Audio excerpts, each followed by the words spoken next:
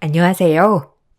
저는 이제 갓 결혼 1년 차가 된 새댁이랍니다. 결혼한 지 얼마 되지 않아 아직은 새댁이라는 말이 어색하지만 들을 때마다 마음이 설레네요. 결혼에 대해서 참 생각이 많았었는데 그렇게 많이 고민을 했던 게 후회가 될 정도로 요즘 너무 행복하답니다.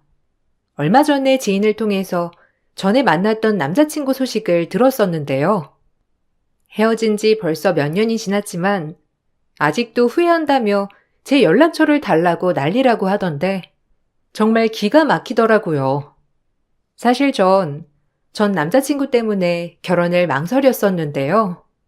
제가 왜 결혼을 고민했었는지 그 이유를 속 시원하게 어딘가 털어놓고 싶었는데 여기에 딱 사연을 보내게 되었네요. 전 초등학교를 졸업하고 바로 유학을 가서 대학 졸업 후에 국내로 들어왔어요. 국내에는 아는 사람이 별로 없었는데 한국에 들어오고서 다니고 있던 학원 친구가 아는 지인이 있다며 소개를 해준 게 바로 그 사람이었어요. 제가 다은 씨 엄청 소개해달라고 졸랐던 거 알아요? 처음 딱 다은 씨 사진 보고 이 여자다 생각을 했다니까요. 며칠을 내내 졸랐는데 다은 씨가 아직 남자 만날 생각 없다면서 거절했다고 하더라고요. 사실 전 다은 씨 엄청 마음에 들거든요. 다은 씨가 지금 당장 남자친구 만날 생각 없다고 하면 제가 끝까지 기다릴 수도 있어요. 다은 씨는 저 어때요? 친구가 하도 한번 만나보라고 해서 나왔는데 영옥 씨가 그렇게 자리 만들어 달라고 했던 거였군요. 근데 저는 아직 남자친구 만날 생각은 없어요. 아직 한국에서 취업도 안 했고 일도 시작 안 했는데 남자친구부터 사귀는 건 아닌 것 같아서요. 친구가 너무 부탁해서 나오긴 했지만 얼굴 보고 거절해야 될 것 같다고 생각해서 말씀드리는 거예요. 에이, 저는 지금 당장 사귀자는 말 아니에요. 그냥 단지 제 호감을 말씀드리고 싶어서요. 다은 씨 저도 얼마나 바쁜데요. 일하는 와중에 다은 씨랑 이렇게 만나려고 겨우겨우 시간 내서 나왔는걸요. 지금 당장은 저랑 만날 생각 안 한다고 하더라도 곧 저한테 호감 생기실걸요? 안 생기더라도 제가 더 노력해서 다은 씨가 저 마음에 들어가게 노력할게요. 그러니까 저희 그때까지는 친구예요. 친구 좋죠? 친구 하는 건 언제나 환영이죠. 한국에서 친한 친구들이 없어서 저도 친구 만들고 싶었거든요. 학원 친구도 겨우 친해진 거라. 솔직히 이번 자리 망치면 친구랑 멀어지는 거 아닌가 걱정했는데 친구 하자고 하면 저는 좋아요. 그렇죠? 우리 그럼 친구예요. 내가 오빠니까 말 놓을게. 다은이 너도 오빠한테 말 놔. 편하게 지내자. 요즘 안 그래도 일 때문에 스트레스 많이 받았었는데 가끔 만나서 밥 먹으면서 수다 떨자. 다은이 너도 한국 온 지 얼마 안 됐으니까 적응하느라 힘들 거잖아. 내가 다 들어줄게. 전 남자친구는 다정다감하고 배려심도 넘쳤어요. 그렇게 1년 정도 가깝게 지내다가 호감이 생겼고 연인 사이로 발전하게 되었어요. 한국에 오고 나서 거의 아는 사람이라곤 남자친구와 남자친구 지인들밖에 없었고 다들 남자친구가 좋은 사람이라고 칭찬을 하니 저도 좋은 사람을 만났다고 생각을 했어요. 부모님도 모두 해외에 계셨기 때문에 남자친구에게 많이 의지도 했었죠. 남자친구는 다 좋았지만 한 가지 걸리는 게 있었다면 연인이 된 지 1년도 안 된 상황에서부터 결혼을 재촉한다는 점이었어요. 왜 결혼을 안 하겠다는 거야? 다은아, 너 나랑 결혼하기 싫다는 거야? 아니면 아직 결혼 생각이 없다는 거야? 나는 좀 헷갈려. 우리가 이렇게 행복하고 잘 지냈는데 굳이 1년, 2년 따져가면서 결혼을 해야 하는 건지 모르겠어. 나는 기간은 상관이 없이 우리가 잘 살 수 있다고 생각을 하거든? 근데 나만 그렇게 생각하는 것 같아서 좀 속상하네. 결혼을 오빠라서 안 하겠다는 게 아니라 나는 우리가 아직 연인이 된 지 1년도 안 됐으니까 그래도 1년 넘게 만나면서 천천히 생각해 볼 수도 있는 거 아니야? 너무 급작스럽게 결혼하자고 하니까. 솔직히 난 아직 결혼 생각도 없고 지금 일을 하고 있는 것도 아니잖아. 나도 여기서 자리를 잡고 결혼하면 좋을 것 같아. 그런 거 다 필요 없어. 내가 능력이 있잖아. 집 때문에 고민하는 거야? 우리 집에서는 그런 거 하나도 신경 안 써. 내가 말했지? 우리 집 넉넉하고 여유롭다고. 혹시 우리 집이 까다로울까 걱정하는 거야? 그런 걱정할 필요 없다니까. 내가 우리 집에 잘 얘기해 둘게. 나는 솔직히 다은이 네가 일을 하던지 안 하던지 그런 건 천천히 결정해도 된다고 생각해. 그래도 우리 조금 더 만나보고 생각을 하자. 아직 우리 부모님도 오빠를 모르고 있는 상황인데 벌써부터 결혼이라고 생각하면 너무 갑작스러운 것 같아. 우리가 알고 있던 시간이 1년이 지나긴 했지만 연애 시작한 지는 1년도 안 됐기도 했고 난 아직 결혼 생각도 없고. 에이, 만난 시간이 뭐가 중요해. 우리가 이렇게 서로 좋은 감정을 가지고 있고 함께 하고 싶다는 게 중요한 거지. 결국에는 나랑 결혼할 거 아니야? 다른 사람이랑 결혼할 생각은 아니잖아. 1년이든 2년이든 지나서 결혼할 거면 그때까지 뭘 기다리고 있어. 오빠가 다 능력이 있으니까 걱정하지 말고 정착하는 거야. 그때 시작해도 되는 거니까 걱정 마. 전 남자친구는 만날 때마다 항상 결혼을 언급했어요. 왜 이렇게 서두를까 싶을 정도로 당황스러웠죠. 그때 당시 저는 직장도 다니고 있었던 상황이 아니어서 백수인 저와 결혼을 하겠다며 나서는 것도 신기하다고 생각을 했어요. 처음에는 정말 저를 사랑해서 결혼을 하고 싶은 거구나 생각이 들었어요. 그러다가 남자친구의 생일날 갑자기 자기가 가고 싶은 곳이 있다면서 어딘가로 절 데리고 갔어요. 그런데 그곳을 가봤더니 식당 안에 뜬금없이 남자친구 식구들이 다 앉아 있었어요. 다들 처음 인사하는 거죠? 여기 내 여자친구. 다은아, 여기 있는 사람들 우리 집 식구들이야. 얼른 인사드려. 안 그래도 한번 인사를 해야 될 것 같다 생각을 했었는데 딱 내 생일이 제격일 것 같더라고. 너무 부담스러워하지 말고 가볍게 식사하는 자리니까 괜찮지? 원래 가족들끼리 생일날에는 꼭 모여서 밥을 먹는데 다은이 너랑도 같이 식사하면 좋을 것 같았어. 이런 자리인 줄 모르고 참석했네요. 가고 싶다고 한 곳이 여기였어? 안녕하세요. 이다은이라고 합니다. 처음 뵙겠습니다. 여기에 올 줄 알았으면 선물이라도 준비해서 오는 건데 경황이 없어서 그냥 왔어요. 반가워요. 난 영옥이 엄마예요. 영옥이가 여자친구 있다는 건 알고 있었는데 이렇게 인사 올 거라는 우리도 생각을 못했네. 해외에서 생활을 했다고 하는데 생각보다 티가 많이 안 나는 것 같긴 하네요. 그동안 인사왔던 애들은 그래도 뭐랄까 해외에서 지냈던 게 그게 딱 티가 나긴 했었는데. 그러게. 전에 만났던 언니들은 다들 명품 휘감고 다니더니만 오빠 좀 취향 소소해졌다. 근데 생일이라고 해서 만나는 거였을 건데 진짜 선물도 하나 안 가지고 온 거예요? 와, 대박이다. 오빠, 진짜 찐 사랑이구나? 불편한 자리에서 전 한마디도 하지 못했고 남자친구 가족들이 품평하는 걸 그대로 듣고만 있었어요. 화가 나기도 했지만 그 자리에서 바로 일어나 나오는 건 예의가 아닌 것 같아 꾹 참고 식사 자리를 마무리했죠. 집으로 가던 길, 결국 전 이 일 때문에 처음 남자친구와 다투기도 했어요. 왜 얘기를 안 했어? 가족들한테 소개해줄 거였으면 애초에 옷도 잘 차려입고 가고 선물이라도 준비해서 갈 거 아니야. 어떻게 말 한마디 안 하고 그냥 데리고 갈 수가 있어?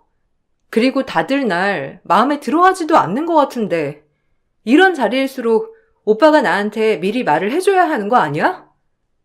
뭐 어때? 앞으로 가족들 사이인데 그렇게 꾸밀 필요가 뭐가 있어? 자연스러운 게 좋은 거야. 전에 만났던 사람들 얘기 나와서 그래?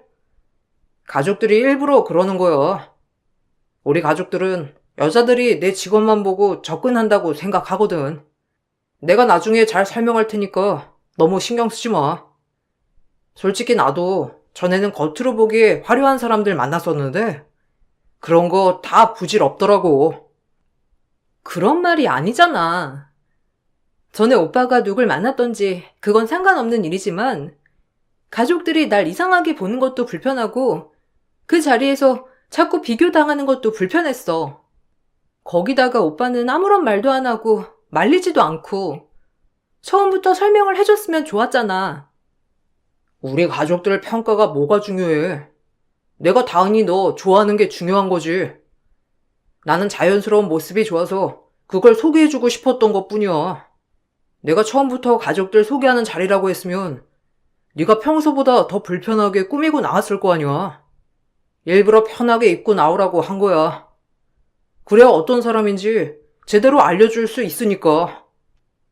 남자친구는 그 자리를 정말 대수롭지 않게 생각을 하더라고요. 그 자리에서 남자친구를 제외하고 모든 식구들은 저를 경계하는 듯 했어요.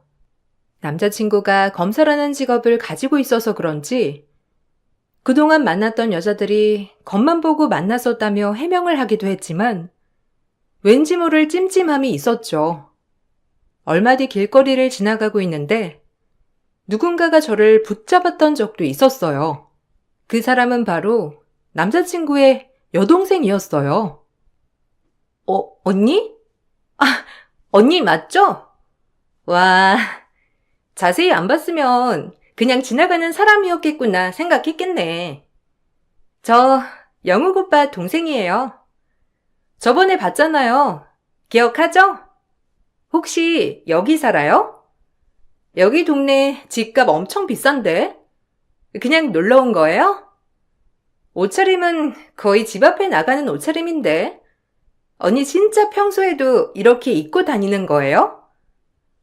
아, 네. 집이 바로 여기라서 잠깐 볼 일이 있어서 바로 나온 거예요. 여기는 어쩐 일로? 이따가 영옥 씨가 이쪽 근처에 볼 일이 있어서 올 거라고 하던데 혹시 오빠 만나러 오신 거예요? 네, 뭐 겸사겸사요. 안 그래도 언니 만나면 뭐 하나 물어보려고 했는데 해외에 살았다고 했죠? 그런데 하고 다니는 거 보면 그런 티가 나진 않은 것 같은데 혹시 오빠랑 1년도 안 만났는데 결혼을 이렇게 서두르는 이유가 있어요? 오빠가 검사라서 그런가? 아니면 우리 집이 좀 잘 사는 것 같아서? 엄마가 하도 물어보라고 난리길래 물어보려고 했거든요. 근데 전 그렇게 까다로운 편은 아니라서 언니 마음은 이해해요. 뭔가 오해하시는 것 같은데 저 영옥 씨랑 아직 결혼할 생각은 없어요. 영옥 씨가 일찍 결혼했으면 좋겠다고 생각은 하고 있지만 결정한 건 아니고요. 저번에도 그냥 영옥 씨가 같이 밥 한번 먹었으면 좋겠다고 생각했는지 말없이 데리고 가서 자리 함께하게 된 거였어요. 에이, 언니, 저도 다 알아요. 오빠가 전에 만나던 사람들도 다 그런 꿍꿍이 속으로 만나고 있던데. 언니는 뭐 컨셉이 소탈하고 뭐 그런 거예요? 엄마는 근데 그런 사람 별로 안 좋아할걸요? 차라리 처음부터 티 내는 게 나아요. 우연히 만난 남자친구 동생은 뜬금없이 제가 무슨 꿍꿍이가 있어 결혼을 하는 거 아니냐며 대뜸 말을 했고 전 너무나 불쾌했어요. 제가 아무리 아니라고 설명을 해도 듣는 척도 하지 않더라고요. 우연히 동생을 만난 얘기를 남자친구에게 했더니만 남자친구는 단지 애가 철이 없어서 그런 거라며 웃으며 넘어가더라고요. 전에 만났던 여자들이 대부분 그랬었다면서 아마 그래서 더 경계하는 걸 거라며 말을 하길래 이해를 하고 넘어가게 되었죠. 어느 날은 남자친구 어머니가 저를 초대했다면서 저녁을 먹으러 갔던 날이 있었어요. 남자친구가 잠깐 전화를 받으러 나간 사이에 절 부르시더니 이것저것 꼬치꼬치 물어보셨죠. 저번에는 내가 경황이 없어서 이것저것 못 물어봤는데 어차피 영옥이 여자친구니까 내가 말 도와도 되지? 편하게 좀 물어볼게. 해외에서 살았다고 들었는데 어디서 살았니? 부모님은 한국에 계시는 거니? 영옥이 말로는 지금 한국에서 쭉 살 생각이라고 하던데 직장은 다니고 있니? 저번에는 아직 취업 준비 중이라고 하던데. 부모님께서는 한국에 같이 안 오셨어요. 저 혼자 한국에서 정착하려고 온 거예요. 할아버지가 여기 계셨어가지고 왔다가 돌아가시고 난 후에는 저 혼자 쭉 생활하고 있어요. 취업은 아직 안 했는데 아마 직장 다니는 게 아니라 지금 배우고 있는 일 시작하게 될 것 같아요. 아, 그러니? 그럼 부모님이 뭐 하시는지 내가 알 수 있는 방법은 없겠구나. 여기에는 가족들이 아무도 안 살고 있는 거야?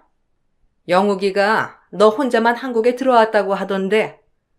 솔직히 내가 말하는데 전에도 영욱이가 만났던 애들 보면 하나같이 영욱이 직업이나 우리 집안 보고 만나는 애들이 많았거든. 그래도 영욱이가 결혼까지 생각을 한다고 하니까 나도 너에 대해서 좀 알아야 할 거 아니니? 저랑 부모님은 해외에 나가서 생활한 지 좀 됐고 아마 여기서는 할아버지만 생활을 하셨어요. 지금은 돌아가셨기 때문에 어떤 걸 말씀드려야 할지. 부모님은 지금 거기에서 한인 가게 운영하고 계세요. 그거야 내가 확인해보면 알 거니까 됐고. 일단 네 부모님 이름이랑 이런 거 적어놓고 가렴. 아무리 그래도 요즘 세상이 워낙 흉흉하니까 정확하게 따져야 할 건 따져야 할 거 아니니? 솔직히 영욱이가 공부만 잘했지. 사람을 너무 믿어가지고 말이야. 애가 영악한 곳이 하나도 없이 순수해. 그러니까 내가 좀 더 꼼꼼하게 따져보는 거니까 너무 나쁘게만 생각하지 말아라. 뜬금없는 말에 당황스러웠지만 저는 그래도 솔직하게 제 상황에 대해서 말씀을 드렸어요. 아직 제대로 된 직업도 없는 상황이고 결혼은 좀 이른 것 같다고 말씀을 드리니 굉장히 불쾌하다는 표정을 지으셨죠. 그래도 어찌어찌 식사를 마치고 나오게 되었는데 갑자기 남자친구가 저에게 물어보더라고요. 엄마랑 무슨 얘기했어? 사실 엄마가 너랑 얘기할 시간 좀 만들어 달라고 하길래 자리 좀 비켜준 건데 뭐라고 물어보셔? 엄마가 좋아하시지? 우리 엄마가 이렇게 자리까지 마련해가지고 여자친구 초대한 적은 처음이야. 그래도 다은이 네가 마음에 드시긴 했나 보다. 집에까지 오라고 하는 거 보니까. 그렇지? 아니, 별로 마음에 들어 하시는 것 같진 않은데? 엄마 아빠는 뭐 하시는지, 나는 여기서 뭐 하고 있는지 이런 것만 물어보셨어. 처음에 만날 때부터 확실하게 하는 게 좋지 않겠냐고 하면서. 근데 뭘 확실하게 하겠다고 하는 건지 모르겠네. 왜 오빠랑 내가 만났는데 우리 집안이 필요하고 이것저것 재고 따지고 해야 하는지도 모르겠고. 뭔가 평가받는 느낌이었어. 에이, 그냥 느낌 탓이야. 네가 아직 한국 문화에 대해서 잘 모르는 모양인데 원래 시어머니는 며느리를 좀 꼼꼼하게 보거든. 엄마가 거기다가 내가 전에 만났던 사람들이 워낙 불량해서 그러시는 거야. 그렇게 물어보실 정도면 다은이 너 마음에 든 모양인 것 같은데 그래도 좀 포장해서 말하지 그랬어. 아니다. 솔직하게 말하는 게 나았으려나? 솔직하게는 말씀드렸지. 엄마 아빠는 거기서 한인 가게 하고 있고 나는 아직 취업 준비 중이다. 지금 배우고 있는 걸로 아마 일을 시작하지 않을까 생각한다 말씀드렸는데 표정은 별로 좋지 않으시더라고. 엄마가 아직 다은이네를 잘 몰라서 그러셔. 내가 나중에 차근차근 다 말씀드릴 거니까 너무 걱정하지 마. 그리고 다은이 너희 집에는 내가 언제 인사드리면 좋을까? 나는 얼른 인사드리고 싶은데 말이야. 집에 내가 무슨 일 하고 있는지도 말씀드렸어? 부모님이 뭐라고 안 하셔? 한국에 한번 들어오시면 더 좋을 것 같은데. 남자친구는 아직 의논도 하지 않은 양가 인사 계획을 무작정 추진했어요. 그렇게 결혼을 미루자고 말을 해도 남자친구는 무작정 지금 결혼을 해야 한다면서 밀어붙이곤 했죠. 그때는 저도 뭘 몰라서 그랬는지 그게 사랑이라고 생각을 했어요. 따지고 보면 가진 거 하나 없는 저에게 검사라는 직업을 가지고 있는 남자가 무조건 결혼을 밀어붙인다는 게 사랑이 아니고서야 설명이 되지 않았기 때문이었죠. 남자친구는 가끔씩 본인 동료들 얘기를 해줬던 적이 있었어요. 내 동기 중에 상훈이라고 알지? 걔가 이번에 자천돼가지고 지방으로 내려가게 됐거든. 이번에 내려가면 거의 중앙으로 올라오긴 힘들 거라던데. 내가 들어보니까 좀 억울하긴 하더라고. 근데 어쩌겠어. 억울해도 그냥 까라고 하면 까야지 뭐.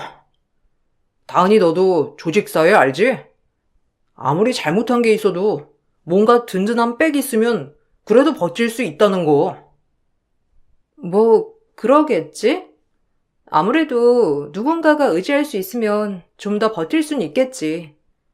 근데 그 동기라는 사람, 이번에 뭐 일이 있어서 그런 거라고 하지 않았어? 어쩔 수 없는 일이라더니 갑자기 백이라니? 잘못하면 처벌을 받아야지 뭐. 에이, 그래도 말이야. 죽을 죄를 진 것도 아닌데 굳이 원하지 않는 곳에 보내는 건 좀 너무하잖아. 안 그래? 가족 중에 누구 한 명이라도 도와줄 사람이 있으면 도움받으면 좋지. 다은이 너였으면 가족이 어려운 상황에 처했는데 안 도와주겠어? 마땅히 도와주지 않겠어? 가족 일이라면 도와주긴 할 수도 있겠지만 잘못한 건 어쩔 수 없지 뭐. 근데 왜 자꾸 그런 얘기를 꺼내는 거야? 저번부터 동기들 중에 누가 자천됐다더라. 어떻게 됐다더라. 요즘 무슨 일 있어? 무슨 일은 무슨? 그냥 직장 얘기하는 거지. 다은아, 우리 얼른 결혼하자. 내가 아무리 백도 없어서 그런가 요즘 많이 불안하네. 다은이 너랑 결혼하면 나는 더 든든하고 의지도 많이 될 것 같아. 다른 거 생각하지 말고 우리 둘만 생각하자. 난 얼른 다은이랑 결혼해서 내 든든한 백이 되어줬으면 좋겠어. 그렇게 남자친구는 저에게 프로포즈를 했고 결국 전 남자친구의 마음을 받아주게 되었어요. 그런데 남자친구만 결혼을 원할 뿐이었지 시댁에서는 전혀 반기진 않았죠. 결혼을 하겠다는 말을 들었는지 남자친구 어머니는 바로 저에게 연락을 주셨더라고요. 영욱이한테 들었어. 결혼하겠다고 했다며? 나는 그래도 네가 눈치가 있는 줄 알았더니만 그게 아니었나 보네. 결국 우리 집에 시집을 오겠다는 거니? 니들 만난 지 1년도 안 됐는데 벌써부터 그렇게 결혼을 하겠다고 하면 어떡해? 남자들이야 자기 감정이 우선이니까 그렇다 치더라도 네가 생각이 있으면 연애하고서 끝을 내야지. 기어코 결혼을 해야 되겠단 거야? 난 너 마음에 안 들어. 우리 아들이 어떤 아들인데 결혼을 하겠다고 나서? 어머니, 제가 왜 마음에 안 드시는지 이유라도 설명을 해주시면 아니 제가 따로 찾아뵐게요.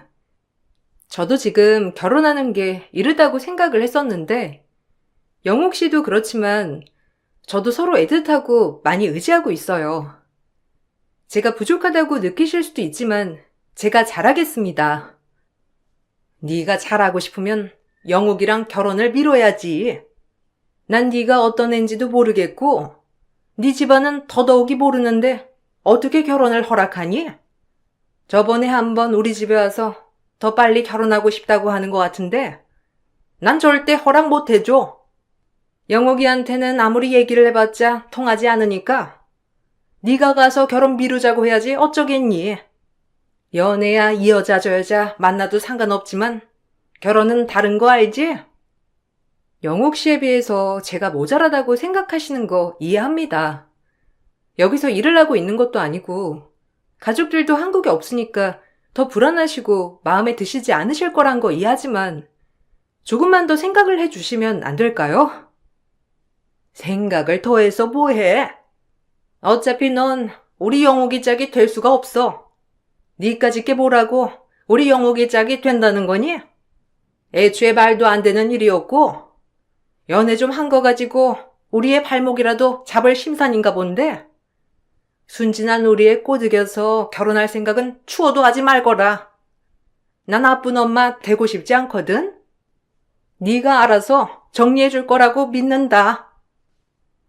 남자친구 어머니는 절대 결혼 허락은 없을 거라면서 통보하시고는 전화를 끊으셨어요. 당황스럽기도 하고 놀라기도 했지만 이걸 어떻게 해야 하나 싶었어요. 남자친구에게 말을 꺼내야 하는지 고민을 하고 있었던 그 시기에 남자친구는 그래도 결혼 전에 인사를 가야 한다며 절 끌고선 예비시댁에 인사를 갔어요. 150억 시그니엘에 살고 있는 예비시댁에 인사를 가니 시모는 올게 왔다면서 입구에서부터 저를 막아섰어요. 그러더니 다짜고짜 제 손목에 수갑을 채우셨죠. 윤 검사, 2년 100% 꽃뱀이야. 조사해. 엄마가 다 알아봤는데 하나부터 열까지 다 거짓말이더라고. 뭐? 엄마 아빠가 해외에서 한인 가게를 내? 네 부모 이름으로 가게 운영하는 사람 한 명도 없더라. 어디서 거짓말을 쳐? 윤 검사, 아무리 우리 아들 순진하고 착하다고 해도 이런 꽃뱀한테 넘어가면 어쩌자는 거야? 여자들은 속을 알 수 없는 동물이라고 엄마가 얘기했어, 안 했어? 엄마, 왜 그래? 갑자기 왜 그러는 거야? 뭘 속였다는 건데? 그리고 다은이 부모님 뒷조사를 했어? 아, 뒷조사를 하면서 뭐 이상한 건 안 느꼈어? 얼른 열쇠 가지고 와. 내가 말했잖아. 이 결혼 꼭 해야 하는 거라고. 내가 나중에 다 설명한다고 말했는데 왜 그러는 거야? 영호가, 너야말로 왜 그래? 지금까지 발랑 까진 애들 데리고 올 때 내가 뭐라고 했니? 엄마 말만 들어도 결혼 잘할 거라고 말했잖아. 그랬더니만 이제는 꽃뱀을 데리고 와? 아이고, 여자들은 영악해서 다 술을 쓴다고 했잖아. 수더분하고 소박하다고 다 착한 여자 아니라니까. 엄마가 다른 사람 말 쉽게 믿지 말라고 했지? 얘가 얼마나 영악한 앤지 너 몰라서 그래. 무슨 소리 하는 거야? 엄마가 다 망치고 있어.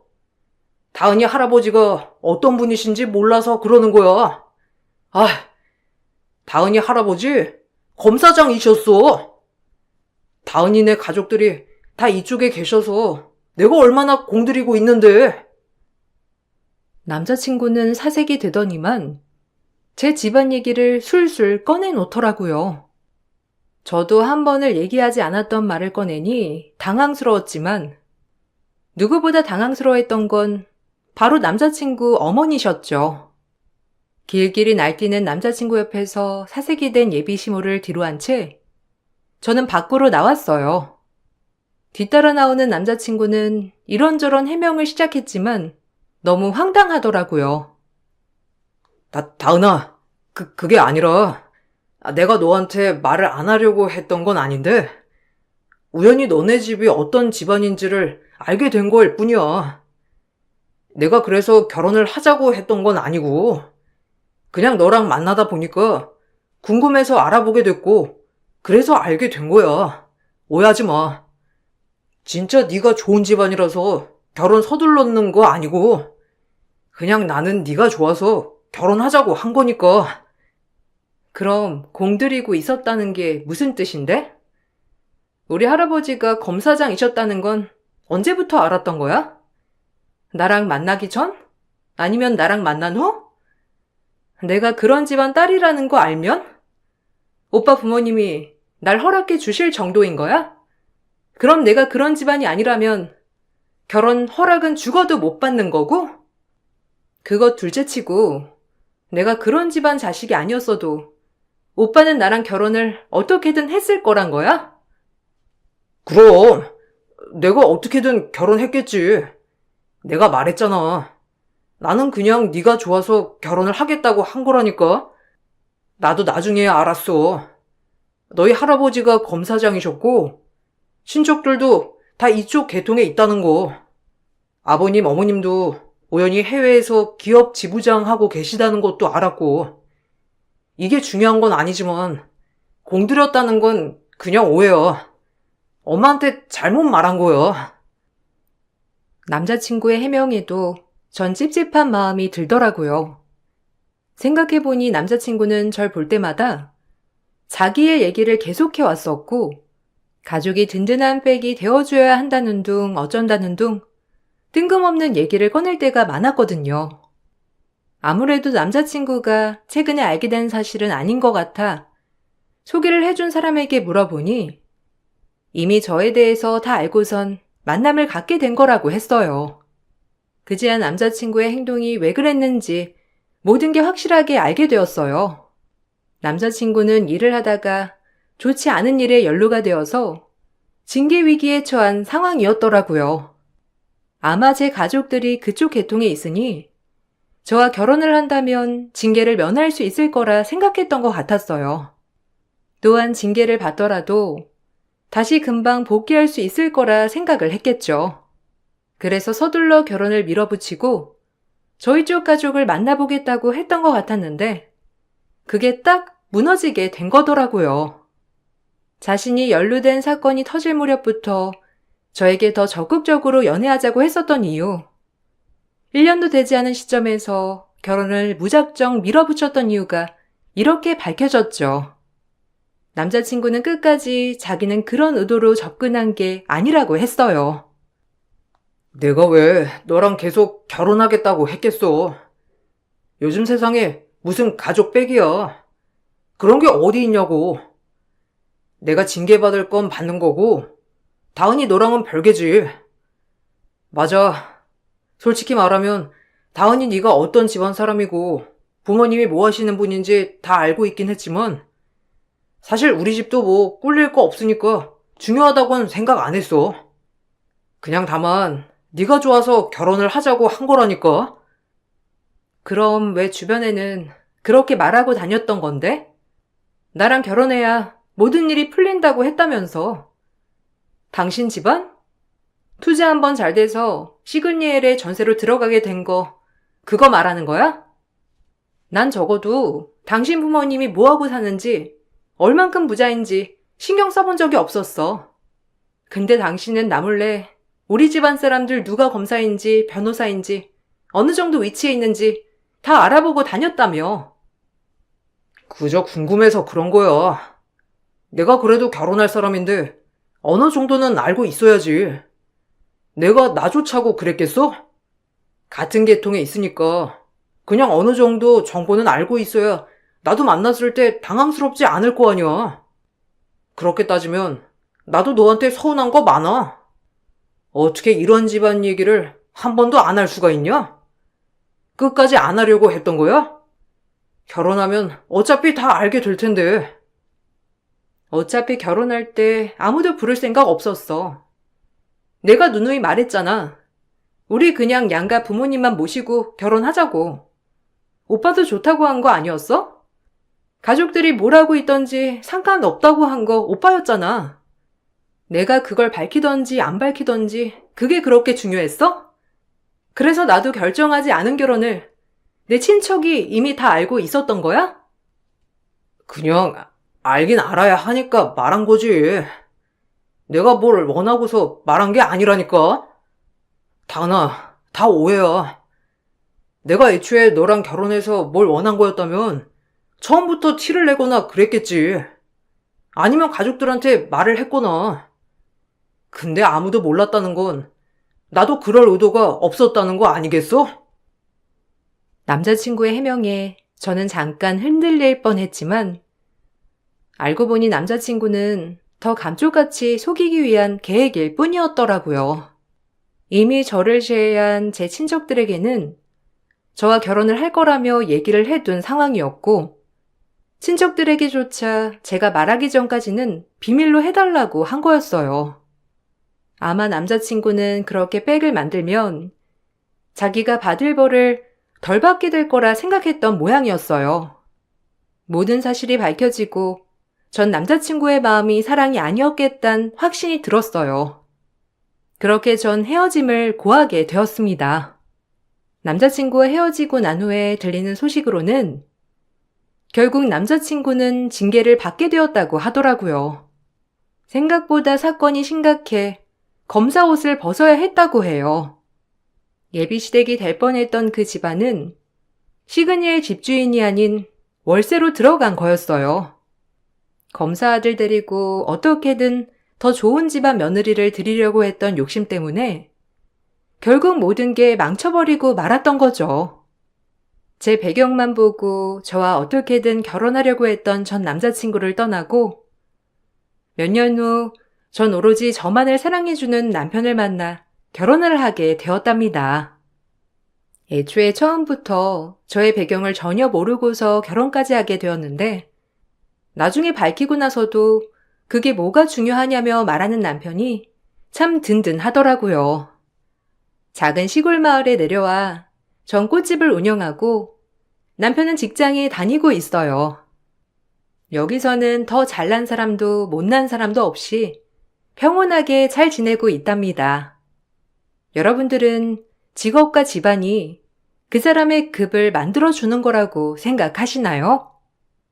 제 사연 들어주셔서 감사해요. 여러분들에게 더 많은 축복과 행복이 가득하시길 기원할게요. 안녕하세요. 건강만큼은 늘 자신했던 저인데 어째서인지 몸이 좋지 않았어요. 절대 내일이 될 것 같지 않았던 암 환자가 제가 되었죠. 병원에 가보니 유방암 2기였어요.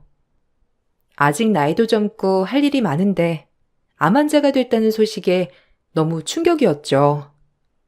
아마 그때가 결혼한 지 6년쯤 됐을 때입니다. 그 당시 저에게 어떤 일이 일어났는지 한번 오늘 이야기를 풀어보려고 해요.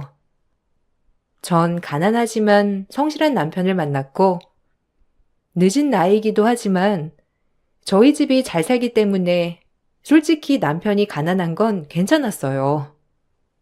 그리고 남편은 저와 3살 차이가 나는 연하였고 첫눈에 반한 남편을 꼭 쟁취하고 싶은 마음이 솟구치더라고요. 영화 제작사에서 일하고 있던 저는 신인 영화 감독인 남편이 정말 멋있었어요. 딱히 뭐 하나 성공한 작품은 없었지만 자기 일에 프라이드를 갖고 고군분투하는 모습이 멋있었죠. 그리고 전 그 마음이 동경해서 사랑으로 발전을 했고 적극적으로 남편에게 대시를 했습니다. 남편도 제가 싫지는 않은지 저를 잘 받아주었고 그렇게 연애가 시작되었어요. 안 된다. 영화 감독? 너 그게 얼마나 힘든 일인 줄 알아? 뭐 먹고 살래? 응? 결혼해서 번듯한 직장이 있어야지. 지금 네가 나이가 몇인데 반백수랑 결혼을 하겠다는 거야? 말만 영화 감독이지. 하는 일이 뭐 있어? 영화도 돈이 있어야 할 거 아니야. 이 사람 분명 잘 될 수 있어. 그리고 처음엔 원래 이렇게 시작하는 거야. 내가 제작사에서 일하니까 알아. 충분히 좋은 감독 될 수 있을 만한 사람이니까 엄마 제발 허락해줘요. 네? 이 사람이랑 운명 같아서 그래. 돈이야 나도 벌면 되는 거고, 응? 이거사. 그래도 안정적인 사람이랑 결혼해야지. 그거 하나 바라는 건데, 아휴, 그 사람은 너랑 결혼하지? 너보다도 어리다며. 3살밖에 안 어려. 그게 어린 건가? 그리고 당연히 우리는 결혼을 생각하고 있지. 엄마만 허락해주면 돼. 그러니까. 제발. 영화를 찍었었지만 아무도 모르는 영화를 찍은 남편을 엄마는 반대했어요. 제가 안락하고 안정적인 직장을 가진 남자에게 시집을 가길 바라셨거든요. 그래도 자식이기는 부모가 없다고 결국 결혼을 허락해 주셨고 저희는 결혼을 하게 되었죠. 시댁에서는 제가 나이가 많다는 이유로 시어머니가 썩 좋아하시진 않더라고요. 하지만 남편을 사랑하는 마음이 워낙 컸기 때문에 다 참아낼 수 있었습니다. 그때 눈에 정말 남편밖에 보이지 않았거든요. 모든 걸 감내하기로 마음을 먹었죠. 나이도 3살이나 많아가지고 애나 낳을 수 있겠어? 그리고 네가 나이가 많아도 네 남편이 하늘 같은 서방님이니 무조건 모시고 살아. 알겠지? 야, 너 이런 거 절대 하지 말고 난 그 꼴 못 본다. 나이 많은 게 유세도 아니고 창피한 거지. 안 그러니? 에이, 안 그래요, 어머님. 연애 때부터 지금까지 야라고 한 적도 없고 결혼했으면 호칭을 잘 지켜야죠. 걱정 마세요, 어머님. 어쩌다가 우리 아들이 이렇게 늙은 노땅이랑 결혼을 하게 됐어? 에휴. 그리고 산전검사도 해봐라. 나이가 3살이나 많은 게 얼마나 큰 건 줄 아니? 아마 신체 나이는 10살이나 더 많을 수도 있다는 거야. 하필 데려와도 연상이야, 연상이. 어머님은 나이를 못 날까봐 걱정하셨고, 혹시라도 제기에 남편이 눌릴까봐도 걱정하셨어요. 그래도 그땐 제가 3살이나 많으니 옛날 사람이면 그럴 수 있지라고 생각만 하였죠. 그러던 중 남편이 이번에 좋은 시나리오가 나왔다며 영화 제작을 하고 싶다고 하였고 저에게 돈을 부탁했어요. 저희 집은 아빠가 돌아가시면서 남겨주신 유산과 재산이 많아 평생을 여유 있게 살았거든요. 남편의 팬이기도 했고 남편이 영화 촬영을 한다고 하니 저 역시도 모든 걸 다 해주고 싶은 마음이 굉장히 앞섰어요. 이번에 시나리오 엄청 좋아. 이대로 찍으면 대박이야, 정말. 자기 어떻게 돈 융통 좀 안 될까? 진짜 대박 작품인데. 아, 자기 영화 찍는 거야 나야 너무 팬으로서 반갑지. 근데 제작사에서 투자를 해줄까? 워낙 깐깐하기도 하고 그러니까. 장모님한테 어떻게 융통 안 돼? 못 가질 거 개인 투자자라고 생각하면 되잖아. 내가 잘 되면 누가 좋아? 자기가 좋은 거지. 영화 감독 사모님 되고 싶지 않아? 진짜 대박이라니까. 나 이렇게 영화에 확신이 든 적은 처음이야. 내 이뽕 작품보다도 더 확신이 가서 그래. 그러니까 자기가 장모님한테 말 좀 잘해주라. 진짜 잘할 수 있어. 정말이야. 믿어줘, 어? 정말 잘할 수 있다는 남편의 말. 그래, 내가 남편을 신뢰해야지 라는 마음으로 전 엄마에게 돈을 부탁했어요. 엄마는 하나밖에 없는 딸이 이렇게 돈을 부탁하니 썩 내켜하지 않아 하시면서 어쩔 수 없다는 마음으로 돈을 융통해 주시려고 하였죠. 그러면서도 얼굴엔 걱정이 묻어났습니다. 이런 일이 앞으로도 일어날 것 같다는 걱정과 함께 말이에요. 그래도 최대한 저의 부탁을 들어주시려 애쓰셨고, 저 역시 엄마에게 너무 고마운 마음이 들면서 죄송스러운 마음이 앞서더라고요. 못난 딸인 것 같아서요. 너 믿고 주는 거야. 이서방이 아니고. 제작사에서는 투자를 안 해주는 거야? 아니, 이서방, 뭐 업계에서 알아주지도 않니? 엄마, 제작사가 뭐 아무나 해주는 줄 알아? 그리고 개인 투자자라고 생각하면 아까울 것도 없어요. 이서방 잘 되면 엄마도 돈방석에 앉는 거고, 또 사이 잘 되면 나 잘 되는 건데 괜찮지 않아? 이서방 작품 보는 눈 진짜 좋아서 그래. 내 남편이 아니라. 그래, 어련하겠어. 이 정도밖에 안 돼, 지금은. 그러니까 이 돈으로 되면 한번 해보라고 그래. 내가 너 이럴까봐 결혼 반대한 건데. 평생 예술한답시고 돈에 먹는 남편들 얼마나 많은 줄 아니? 에휴, 이서방 잘 되길 바래야지 그냥. 고마워, 엄마. 이 은혜 잊지 않을게, 진짜. 이서방 잘 되면 엄마한테 내가 크게 한턱 쏠 거니까 그런 줄 아세요? 알겠지? 고마워. 엄마는 툴툴거리면서도 투자를 해주었고, 남편은 그 투자금으로 영화를 찍을 수 있었어요. 하지만 결과는 참패였죠. 시어머니와 저희 집도 담보대출을 받고 영화를 찍었던 거라 저희는 영화 흥행 실패 후 당장에 길거리에 나앉게 생겼어요. 그래도 그때까지만 해도 남편을 원망하진 않았습니다.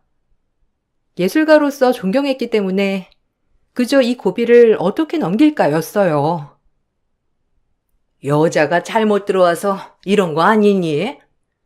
집도 쫄딱 망하고 이게 사람 잘못 들여서 그러는 거 아니냐고. 안 그러냐? 어머님, 무슨 말씀을 그렇게 하세요? 사람 잘못 들였다뇨. 이 영화 찍는다고 저희 친정엄마가 투자해주고 제 신혼집 담보 잡아서 대출해줬는데 그게 저 때문이라고요? 어머님, 나이 가지고 맨날 뭐라고 하시는 것도 다 참았는데 이 잘못된 게 제 잘못이라고 하시는 건 못 참아요. 제가 얼마나 이가 잘 되길 바라고 있는데요. 안 그런가요? 말 조심 좀 해주세요. 뭐야? 대바라진 것? 아니 말이야, 바른 말이지. 너 만나고 잘 된 게 뭐가 있어? 다른 감독들은 아주 이름도 잘 날리더구먼. 네가 연상에다가 얘 기를 눌러서 이러는 거 아니냐? 참나. 나한테도 이렇게 하는데 내 아들한테 어떻게 할지 눈에 훤해서 그래. 어머님 말이라면 전 이 사람 옆에 있어도 안 되는 존재네요? 그렇게 저 원망하시는데 저 보고 사실 수 있겠어요? 얘, 나 압박하는 거야 뭐야? 아주 치만 잘났지, 지만. 디서방은 영화망에서 저렇게 조주검 되어 있는데, 에휴. 저와 시어머니가 언성을 높이고 싸울 때도 남편은 아무 말이 없었고 그저 본인의 작품이 실패했다는 것에 대한 충격만이 커 보였어요. 그리고 갈 데가 없어진 저희는 결국 친정 신세를 지어야 했죠. 엄마 혼자 살고 있던 집이기도 했고 당장 오갈 데가 없었으니 엄마는 저를 위해서 흔쾌히 허락해 주셨어요. 그렇게 시어머니, 저 남편, 친정엄마, 네 식구의 동거가 시작되었습니다. 오히려 친정엄마는 사위와 시어머니가 불편할까봐 많이 참으시고 배려해 주시는 모습을 보였어요. 하지만 시어머니와 남편은 뻔뻔 그 자체더라고요. 저희 엄마한테 미안해하기는커녕 신세 지는 게 당연하다는 식이었어요. 밤사이 불편한 거 없으셨어요? 내 집이다 생각하고 이서방 자리 잡을 때까지 편하게 계세요. 내 집처럼 말이에요. 네, 뭐 딸 가진 죄인이시면 할 말 없으시겠지만 일단 우리 아들이 지금 잠깐 친책이라 머무르는 거니 이해해 주세요. 우리 이 감독 아주 유명한 감독이 될 거니깐요. 그럼 이깟집이 대수입니까? 며느리 아주 돈방석에 앉는 건 시간 문제인데. 어머님, 그래도 저희 엄마가 이렇게 집도 내주시고 최대한 불편하지 않게 노력해 주시는데 겨우 하시는 말씀이 그거세요? 아니 뭐 고맙긴 하다만 그래도 우리 아들 잘 되면 이런 게 대수냐 이 말이지. 안 그럽니까 사돈? 그리고 3살이나 많은 딸 양심 없이 어린 남자한테 시집 보냈으면 이 정도는 당연한 일이죠. 저라면 상상도 못해요. 아무리 지들이 좋다지만. 자기 무슨 말 좀 해봐. 이게 정상이야? 엄마한테 너무 고마워해도 모자를 파네. 지금 갑자기 나이 얘기는 왜 나오는 거야? 아, 뭐가 그만해. 엄마도 그만해요. 나 지금 영화 때문에 심란하니까 너무 그렇게 몰아붙이지 말란 말이에요. 이때부터 뭐가 잘못됐음을 감지했어요. 엄마도 속이 부글부글 끓는 것 같았지만 며느리인 제 입장이 있기에 그저 아무 말 않고 참더라고요. 이런 모습을 보게 되니 그때부터 내가 좋아하는 영화감독 내 남편이 아닌 그저 능력 없는 남편으로 보였어요. 그리고 엄마한테 미안한 마음이 더더욱 들었고 평범한 수입이 없는 남편 때문에 엄마는 걱정이 많으셨지만 남편한테 혹시라도 스트레스가 될까봐 말씀 한 번을 안 하시더라고요. 전 나가서 일하는 동안 그 집에서 남편과 어머님은 낮에 밥도 해먹고 그저 자기들 집처럼 생활을 하였죠.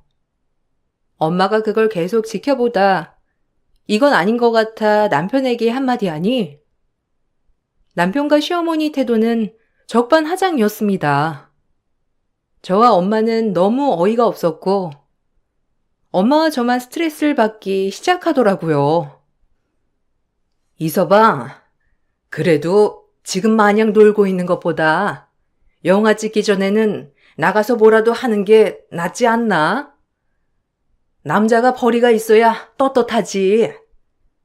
홀몸도 아니고 와이프도 있고 본인 어머님도 모시고 있는 사람이 마냥 집에만 있으면 되겠어? 어머니, 저한테 이래라 저래라 하시려고 이 집에 들어오라고 했던 거예요?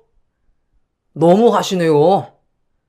영화 망하고 지금 마음이 말이 아닌 사람한테. 저 같은 예술가의 심정을 어머님이 아세요? 작품 하나 망하면 얼마나 심신이 쇠약해지는데요. 아니, 엄마인 나도 뭐라고 안 하는데 사위한테 이러실 수 있는 거예요? 얘가 지금 속이 속이겠냐고요? 참 사돈도 너무 하시네요. 그렇게 얘가 일하길 바라면 번듯한 가게 하나 내주시던지요. 나이 많은 딸 처리해줬으면 이 정도는 해줘야죠. 뭐라고요? 말 다 했어요? 뻔뻔해도 유분수지. 지금 누구 때문에 이 정도로 살고 있는데 고마워하지 못할 망정? 당신들 원래 같으면 길거리에 나 앉았다고. 아니야? 왜 안 되는지 알겠네. 마음보들이 그러니까 잘 안 되는 거야. 엄마, 참아. 어머님, 너무하시네요. 당신도. 지금 속상한 건 알겠는데 꼭 그렇게 말을 해야겠어? 어머님, 자꾸 나이 얘기하시는데 그럼 저희 이혼할까요? 뭐 그걸 바라시는 거예요? 이 집에서 나가요 그럼. 이혼해 줄 테니까. 그걸 바라시는 거죠? 너무 화가 나 이혼 얘기까지 오갔고 제가 이혼을 하자고 하니 그제야 남편과 시어머니는 입을 다물었어요. 아무래도 본인들이 지금 갈 데도 없고 이 집 아니면 집 마련할 형편도 안 되니 그제야 정신을 차린 것 같았죠. 그날 일을 계기로 시어머니도 조금씩 제 눈치를 보기 시작하더라고요. 남편도 새로운 시나리오를 구상한다고 밤낮으로 컴퓨터 앞에 앉아 글을 쓰기 시작했고요. 그러던 중 연세가 많이 든 엄마에게 파킨슨 병이라는 진단이 내려졌습니다. 지금이야 약으로 버틸 수 있다지만 점점 힘들어질 수도 있다는 얘기였죠. 모든 것이 나 때문인 것만 같아 죄책감이 들었고 엄마한테 너무 미안하기도 하면서 죄스러웠어요. 네가 왜 울어? 못 늙으니 이 병 저 병 안 생기는 게 없지. 안 그러냐? 나 괜찮으니까 신경 쓰지 마. 약 먹으면 그래도 조금 지연시킬 수는 있대잖아. 뭐 요새 현대의학이 얼마나 좋아? 눈물바람 하지 말고 엄마는 괜찮으니까 걱정하지도 말고. 어떻게 걱정을 안 해. 이제 엄마 나이가 70이 넘었는데 다 스트레스 때문이지 뭐. 일단 앉아 계셔. 나도 검진 받고 올게. 심란한 마음으로 엄마의 진료가 끝나고 제 검진 차례가 되어 검진을 받았어요. 엄마에 이어서 저에게도 청천벽력 같은 일이 일어났습니다. 유방암 2기였어요. 암은 2기였지만 유두 근처에 암세포가 있다는 말에 절제술을 해야 한다고 했어요. 파킨슨병에 걸린 엄마는 오히려 저 때문에 눈물을 쏟았고 한참 나이에 암 환자가 된 저도 어리둥절하더라고요. 네가 왜 암에 걸려? 왜? 이 늙은 내가 걸려야지. 왜 너가 걸려? 아이고, 우리 딸 불쌍해서 어떡해. 어떡하냐고. 암 치료가 여간 힘든 게 아닌데 그러다 잘못되면 난 못 산다. 내가 너 하나 보고 사는 건데 어떻게 이렇게 네가 암에 걸릴 수가 있어? 엄마, 괜찮아. 엄마가 말했잖아. 현대의학 얼마나 발달했냐고. 나도 괜찮을 거야. 그래도 의사 선생님이 아주 최악은 아니라고 했으니까 걱정하지 마. 치료 잘 받고 수술 잘 받으면 돼. 그러니까 엄마, 너무 슬퍼 마. 알겠지? 엄마가 그러면 나도 속상해. 최대한 엄마가 걱정하지 않게 담담히 얘기했고, 저희 모녀의 몸이 좋지 않다는 걸 알게 된 남편과 시어머니는 말이 없더라고요. 하지만 지금은 빨리 치료를 시작해서 건강해져야겠다는 생각만이 가득했고, 전 그렇게 암투병을 진행하게 되었어요. 그래도 기술이 많이 좋아진 탓에 절제 후 바로 보건술도 할 수 있게 되었어요. 하지만 항암 치료는 절 정말 힘들게 하더라고요. 아유, 너 아픈 거야. 안타까운 일인데. 그럼 우리 집 대는 끊긴 거냐? 한참 약 먹어야 한다며. 그럼 임신도 못할 거 아니야? 임신이요? 어머님은 지금 그게 제일 걱정되시는 거죠? 제가 이렇게 머리 밀고 항암 다니는 건 안중에도 없으신 거고요? 아니, 그렇잖냐. 결혼을 했으면 우리 집 가문에 대를 이어줘야지. 그렇게 병원 다니는데 솔직히 누가 좋아해? 너 내가 진짜 좋은 시애미인 거 알아둬라. 옛날 같으면 아픈 거고 뭐고 소박이야. 알겠니? 나이 많은 며느리라 심란했는데 이제 병까지 났으니 내가 무슨 죄를 그렇게 지어서 이런 며느리를 얻었나 싶고 심란해서 그런다. 시어머니의 막말이 쏟아졌고 방 밖에서 이 말을 듣고 있던 저희 친정엄마는 방문을 벌컥 열고 나가라고 소리를 쳤어요. 아무래도 아픈 딸 앞에서 저렇게 막말을 쏟아내는 걸 참을 수가 없었던 거죠. 친정엄마의 태도에 남편과 시어머니는 당황을 했고 무슨 생각이 들었는지 친정엄마와 저에게 사과를 하며 이해해달라고 싹싹 빌었어요. 사실 싹싹 빌 사람들이 아닌데 저런 태도를 보이니 조금 이상했습니다. 왜 갑자기 저 자세로 나오지? 하는 생각과 내가 많이 아프고 하니 남편도 정신을 차렸나 싶은 마음도 조금은 들었어요.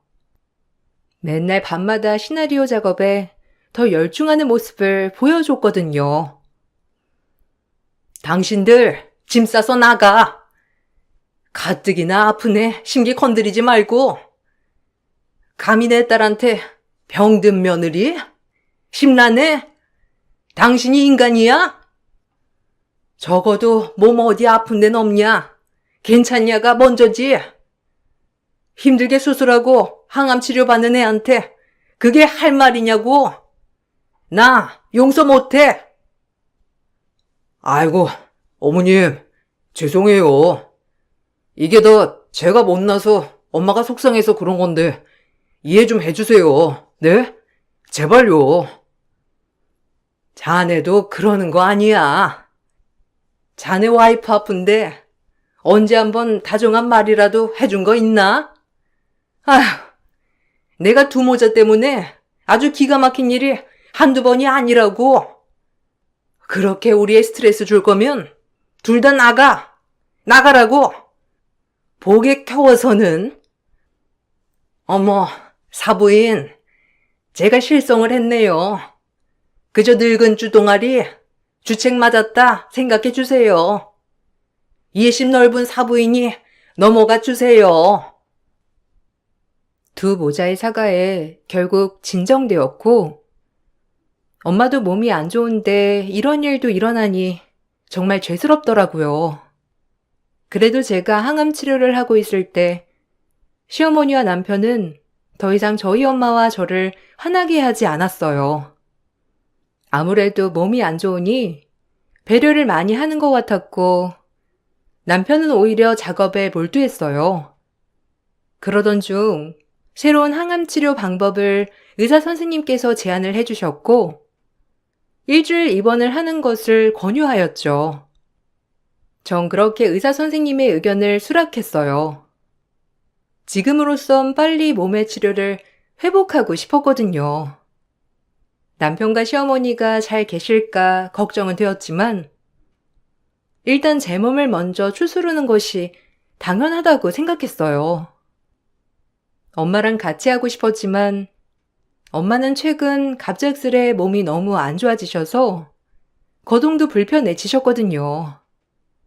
그렇게 마음은 불편했지만, 그래도 집에 남편이 있으니 엄마 밥이라도 챙겨드릴 수 있겠지라고 생각하며 입원을 결정했습니다. 일주일? 보호자 있어야 하는 거 아니야? 근데 나 이번에 작업 잘 돼서 미팅도 좀 다녀야 할 것 같고 바쁜데? 아니야, 괜찮아. 보호자 없어도 돼. 자기 일해야지. 내가 더 미안하지. 맨날 치료하느라 가정에 신경도 못 쓰는데. 미안해. 아니야. 네 몸이 먼저 중요하지. 우리는 신경 쓰지 말고 푹 쉬다가 와. 푹. 그래도 이렇게 치료를 할 수 있다는 게 어디야? 엄마도 잘 부탁해. 엄마 요즘 통 말도 안 하시고 거동도 불편하신데 자기가 좀 챙겨드렸으면 좋겠어. 내 걱정 말고 엄마만 챙겨줘. 알겠다니까. 넌 그냥 가서 치료나 잘 받고 와. 지 걱정은 말고. 그래도 내가 네 남편인데 믿어줘야지. 남편은 절대 걱정 말라며 입원을 적극 찬성했고, 전 그렇게 마음 편하게 입원을 할 수 있었어요. 친정엄마가 마음에 걸렸지만, 그래도 이번엔 남편을 믿어보기로 하면서, 그렇게 믿고 제 몸을 치료하러 입원을 결정했죠. 고작 7일 가지고 그러느냐 하겠지만, 결혼 후 수술하고 나서는 첫 외박이라 조금 싱숭생숭했어요. 그렇게 입원을 하고 항암 치료를 시작했는데, 약이 얼마나 독하던지 입원하고 입맛이 없어 통 먹지를 못하게 되니 집에 가서 엄마 반찬을 꼭 먹고 싶은 생각이 들었어요. 전 의사 선생님께 잠깐 집에 옷도 챙길 겸 집에 갔다 오겠다고 허락을 받은 뒤 집으로 향했어요. 오랜만에 가는 거라 너무 들뜨고 좋았죠. 그렇게 암치료 중 엄마 집밥이 그리워 집으로 가니 거실에서 펼쳐진 건 그 두 모자가 웬 상간녀와 그의 오빠로 보이는 가족에게 불고기를 대접하고 있더라고요. 너무 기가 막혔고 보자마자 상간녀인 걸 알았죠.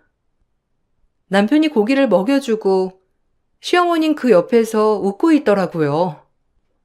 그 모습에 피가 거꾸로 솟는 것만 같았고 저혈압이었는데 그날만큼은 정상 혈압이 된 것 같았죠.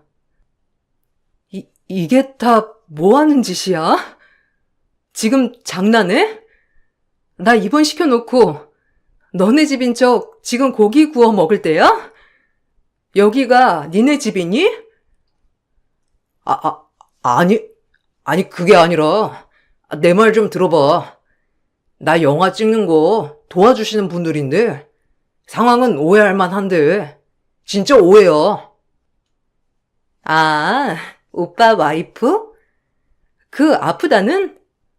뭐 살 날 얼마 안 남았다며? 안녕하세요. 오빠랑 지금 만나고 있는 사람이에요. 어차피 살 날 얼마 안 남으신 거 그냥 오빠 양보해주세요. 언니도 없으면 오빠는 혼자가 될 텐데 안타깝지 않나요? 어디서 이게 깝죽대? 잘못되긴 누가 잘못돼? 그리고 이 집이 지네 집이라고 하든? 제 능력 하나도 없는 물품 백수야. 말이 좋아 영화 감독이지. 줄줄이 말아먹고 지금은 나한테 빨대 꽂는 백수라고. 그런 건 말 안 했나 봐. 너도 참 알만하다. 뭐? 이거 오빠 집이라며? 이게 다 무슨 소리야? 그리고 내일이라도 곧 세상 뜬다고 하는 사람이 저리 팔팔해? 이게 어디 와서 행패야? 어차피 너랑 니네 엄마 골로 가면 이 재산이 다 누구 거 되겠니? 우리 아들 거 되는 거지, 안 그래? 이 아줌마가 뭐라는 거야? 능력도 없어가지고 그 나이에 아들한테 빨대 꼽으며 기생하는 주제에 말이면 단주라네? 당당한 상간녀의 말을 들으니 너무 화가 났어요. 저를 뭐라고 얘기했길래 이제 곧 저 세상 간다는 소리를 내뱉을까라는 생각을 했고 엄마가 보이지 않아 엄마를 먼저 찾았어요. 제가 방마다 엄마를 찾기 시작하자 시어머니는 코웃음을 치며 막말을 내뱉더라고요. 네 애미 찾냐? 네 애미 우리가 요양원 보냈다. 거동도 불편한 노인네 우리가 케어할 수가 있어야지. 너도 없는데 굳이 우리랑 같이 있을 필요는 없잖니. 그래서 애당초 그냥 요양원 보내버렸어. 지도 눈치가 있는지 가던데? 순간 머리가 핑 돌았어요. 우리 엄마 요양원 보내고 30억 저택을 누비던 이 금수모자를 내 발밑에 싹싹 빌게 만들어야겠다고 생각을 했고 그리고 곧 그 일이 일어났죠. 제 한마디에 내 발밑에 납작 엎드려 싹싹 빌기 시작하더라고요. 무슨 배짱으로 일을 이렇게까지 만들었는진 모르겠지만 제 말 한마디에 그들은 얼음짝이 되었습니다. 아주 우습게도요. 아, 돌았구나. 이 금수모자가. 우리 아프고 정신 못 차리니까 이 집이랑 다 너네께 될 줄 알았니? 상간녀까지 있었어? 난 감쪽같이 방에 틀어박혀 시나리오 작업하는 줄 알았는데 바람까지 피우고 있었구나. 우리 엄마가 너 언젠가 이럴 줄 알았다고 했지. 너 우리 엄마가 투자한 돈 당장 토해내고 상간녀 너도 소송 당할 줄 알아. 그리고 이혼은 물론이고 지금까지 여기서 먹고 쓰고 잔 생활비까지 다 돌려받을 거니까 그런 줄 알아. 알겠니? 이 금수만도 못한 것들아. 애미가 돼가지고 아들이랑 짝짝꿍 하다니. 뭐? 이게 어디서? 너 사태 파악 안 되니? 너 이대로 우리 아들이랑 이혼할 수 있어? 그럼 아픈 이 몽둥이 누가 돌봐주냐? 그렇게 병자 둘이서 어떻게 살아가려고 해? 그나마 우리 아들이랑 내가 있으니까 이 정도로 살아가는 거 아니야? 돌았네, 아줌마. 걱정 마. 나 오기로라도 건강해질 거니까. 당신들처럼 정신이 아픈 거보다 지금 내가 나아. 알겠어? 용서 절대 못해. 전 이 말을 끝으로 처음에 엄마가 영화를 찍으라고 투자해줬던 비용과 제가 아파트를 팔아 마련해준 자금들을 손해배상 소송하겠다고 했어요. 처음엔 콧방귀도 안 끼다가 제가 그때 남편에게 혹시 몰라 받아넣은 계약서를 들이밀었어요. 그 계약서 내용엔 온전한 투자 목적이 아닌 제가 조그마하게 적어둔 계약 내용이 대여금의 성질로 적어놓은 것이었죠. 남편은 어리석게도 계약서의 제목만 보고 온전한 투자 계약서인 줄 알았던 거였고요.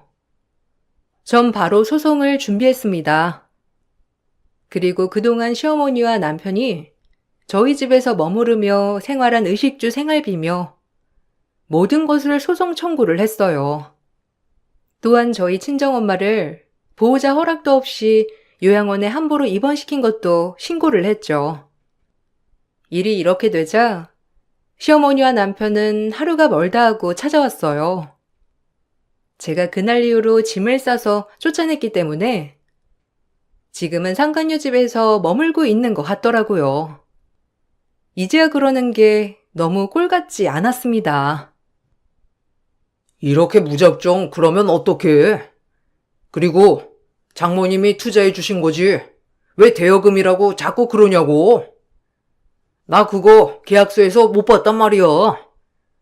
그리고 난 너밖에 없어. 그 여자애 잠깐 만났던 앤데 나 속인 거였어. 내가 영화 감독이라고 하니까 어떻게든 내 영화에 한번 출연해 보겠다고 하는 애 있잖아.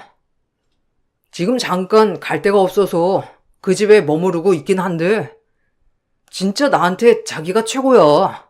알잖아. 그러니까 제발 한 번만 봐주라. 당신 몸도 아픈데 어떻게 혼자 살려고 그래? 너 때문에 더 아픈가 보단 나아. 그 상간녀가 부자인 줄 알았나 보지?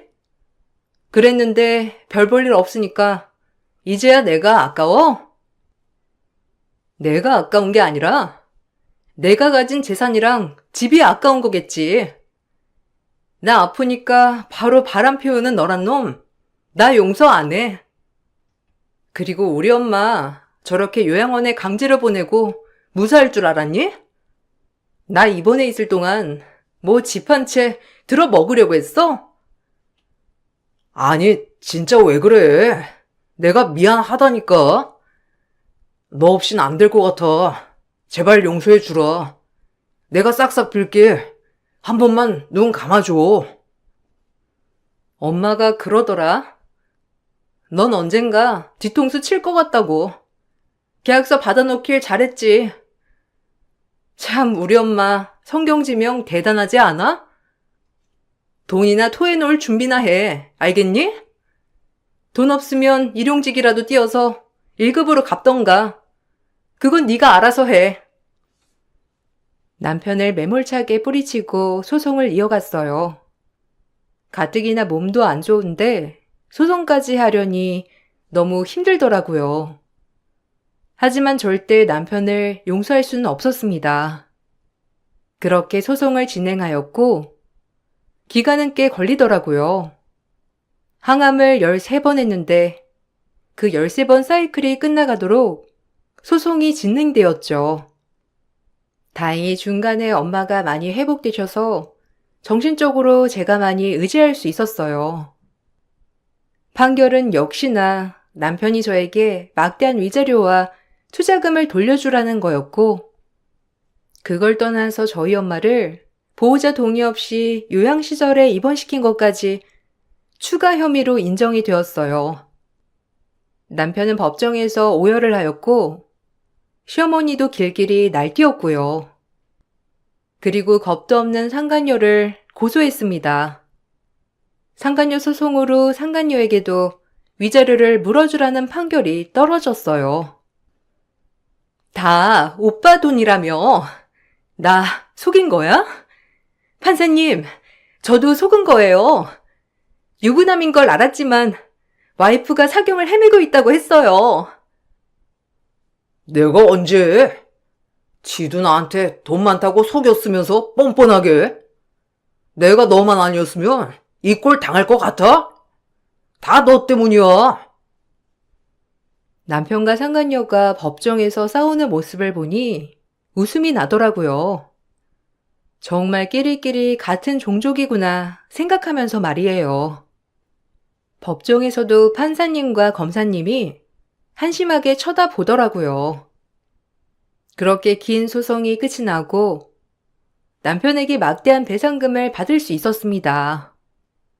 소송이 저의 승리로 끝이 나고 정신적으로 괜찮아졌는지 몸도 많이 좋아졌어요. 어디서 듣고는 남편이 이혼을 한다면 저에게 재산 분할을 해야 한다고 헛소리를 짓거리더라고요. 하지만 모든 재산은 엄마 앞으로 되어 있었기 때문에 제가 남편에게 재산 분할을 해줄 필요는 없었습니다. 남편은 혹시라도 자기에게 돈이 조금이라도 떨어질까 재산 분할이라는 개소리를 시전했던 거였고요. 참 제가 선택한 인간이 이런 인간일 줄이야 상상도 못했었네요. 전 오로지 엄마에게 집중을 했고 그러다 보니 엄마도 찬찬히 완쾌를 했습니다. 지금 생각해보면 엄마한테 너무 죄송스럽지만 앞으로 엄마에게 최선을 다해서 효도하려고 노력 중이에요. 제작사를 오래 다녔기 때문에 제작사 사람에게 듣기로는 남편은 모든 걸 탈탈 털어 저에게 위자료를 주느라 파산 선고를 했다고 하더라고요. 그리고 업계에선 소문이나 모든 제작사들이 남편 영화를 절대 찍으려 하지 않고요. 실력도 없는 것이 인성도 별로라고 하면서 이미 소문이 허다했어요. 그리고 남편이 홀로 모시는 시어머니 또한 겨우겨우 폐지를 주어서 생활한다고 했어요. 아무래도 아들이 뺀질거리다 보니 라면이라도 사 먹으려면 폐지를 주어야 하루를 먹고 살 수 있겠죠.